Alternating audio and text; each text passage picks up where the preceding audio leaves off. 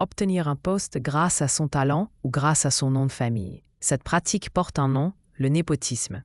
Bienvenue sur votre chaîne Intelligence verbale. Aujourd'hui, découvrons le mot népotisme. Un terme souvent utilisé en politique, dans les entreprises et dans les organisations pour dénoncer certaines formes de favoritisme. Dans une société fondée sur le mérite, chacun devrait avoir les mêmes chances de réussir. Pourtant, il arrive que certaines personnes obtiennent des avantages simplement parce qu'elles sont parentes ou proches d'une personne influente. Le mot népotisme permet de désigner précisément cette situation.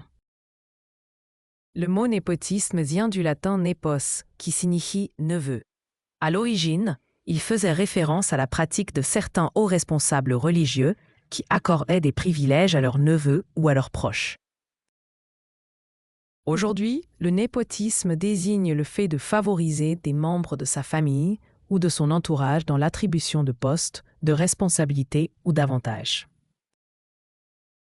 Voici 3 synonymes. Favoritisme désigne le fait d'accorder un traitement privilégié à certaines personnes. Pistonnage, terme plus familier qui évoque l'utilisation de relations pour obtenir un avantage. Clientélisme désigne un système de faveurs accordées en échange de soutien ou de loyauté. Son antonyme direct est méritocratie. La méritocratie repose sur les compétences, le travail et les résultats plutôt que sur les relations personnelles. Exemple, une véritable méritocratie limite les risques de népotisme. Erreur fréquente, beaucoup de personnes pensent que recruter un membre de sa famille constitue automatiquement du népotisme. Pourtant, si cette personne possède réellement les compétences requises et est choisie de manière équitable, il ne s'agit pas nécessairement de népotisme. Le problème apparaît lorsque le lien personnel prime sur le mérite. Voici une histoire à propos de ce mot.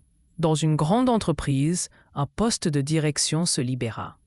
Plusieurs candidats expérimentés espéraient obtenir cette promotion.